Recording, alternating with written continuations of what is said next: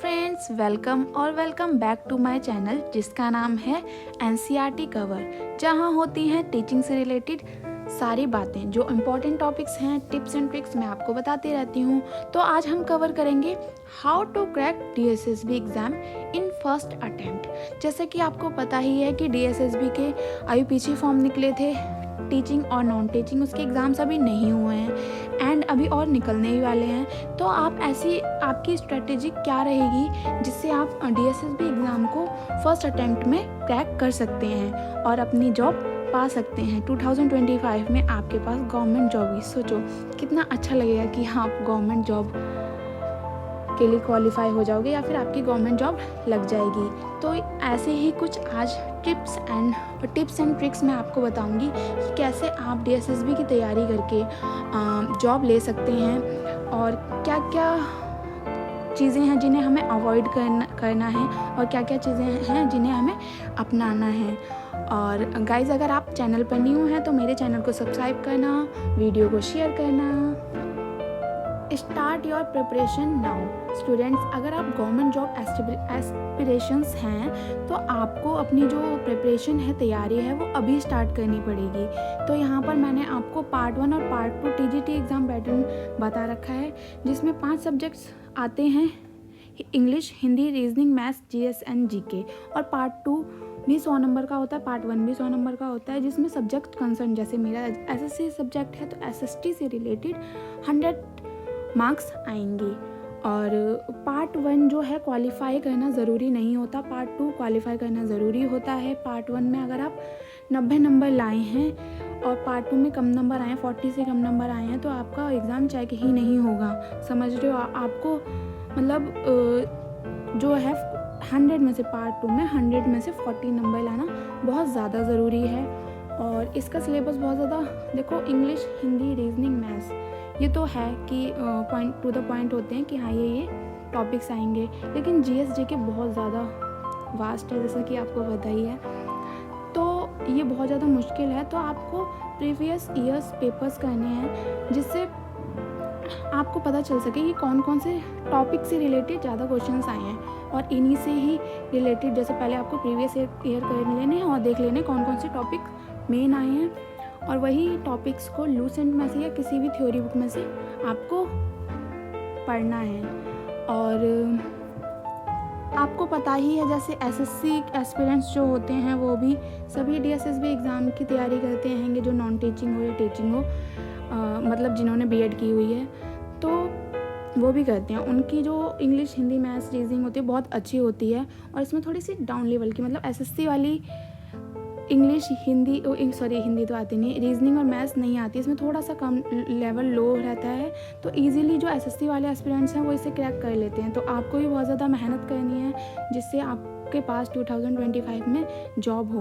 अगर आप चाहते हैं कि जीएस और जीके से रिलेटेड टॉपिक्स मैं आपके लिए लेकर आऊँ तो आप मुझे कमेंट में बता देना। और ऐसे ही मैं आपके लिए, जैसे मान लो सब्जेक्ट रिलेटेड, मैंने एसएसटी सब्जेक्ट है मेरा, तो एसएसटी से रिलेटेड मैं आपके लिए वीडियोस लाती रहूँगी।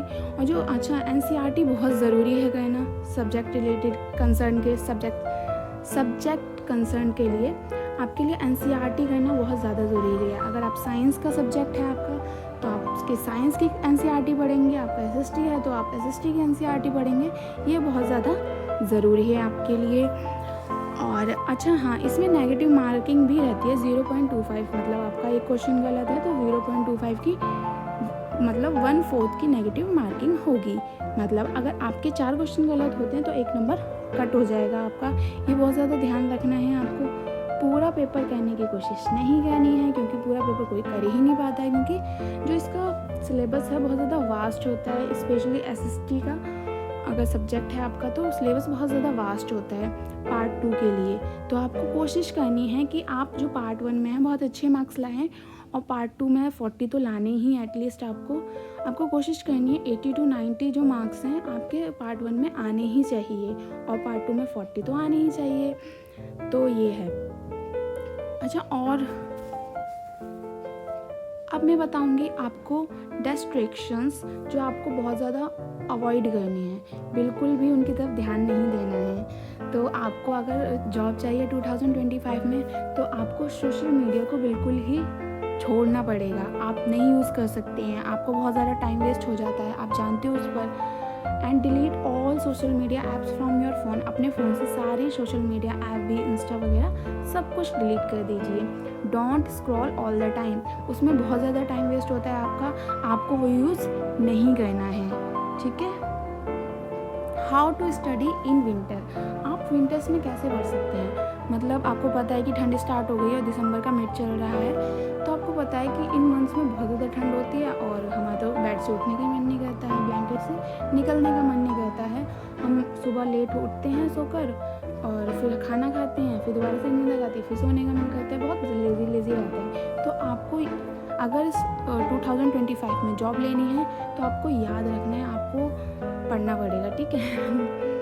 सबसे पहले फर्स्ट पॉइंट है डोंट स्टडी ऑन बेड। अगर आप पढ़ रहे हैं तो आपको बेड पर नहीं पढ़ना है, आपको टेबल एंड चेयर पर ही पढ़ना है, क्योंकि बेड पर क्या होता है, आपको जैसे गर्माहट मिलती है ना, तो धीरे धीरे लेजीनेस आती रहती है और धीरे धीरे हम बिस्तर में मतलब लेज़ी और धीरे धीरे क्या थोड़ा लेटेंगे फिर सीधा लेट कर सो जाएंगे, ऐसे होता है। डोंट स्टडी विद ब्लैंकेट, आपको और टेबल एंड चेयर पे भी पढ़ना है, तो आपको यूँ नहीं है ब्लैंकेट आपने ओढ़ लिया है, बिल्कुल नहीं, आपको ऐसे नहीं पढ़ना है। आपको टेबल और चेयर पर पढ़ना है, आपको बिल्कुल भी ब्लैंकेट नहीं रैप करना है। उससे क्या होगा, आपकी बॉडी हीट होगी, गर्म होगी, तो उससे आपको लेजीनेस आएगी और उससे आपको नींद आएगी। Have warm water in a while, आपको थोड़ा थोड़ा पानी पीते रहना है, गर्म पानी, हाफ एन आवर में थोड़ा सा गर्म पानी, गुनगुना पानी लेते रहना है, जिससे आपको लेजीनेस नहीं होगी। और डोंट बी लेज़ी गाइज, अगर आपको 2025 में DSSB में जॉब लगवानी है तो आपको बिल्कुल भी लेज़ी नहीं होना है, अपनी गोल की तरफ फोकस करना है। डेली आपको याद करना है अपने गोल को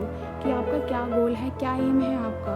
अगर आपके माइंड में आपका एम रहेगा तो आपको कभी ना तो नींद आएगी, ना ही कभी आपको लेजीनेस आएगी। एक बात माइंड में बिल्कुल याद रखना, आपको बिल्कुल भी लेज़ी नहीं होना है, ठीक है।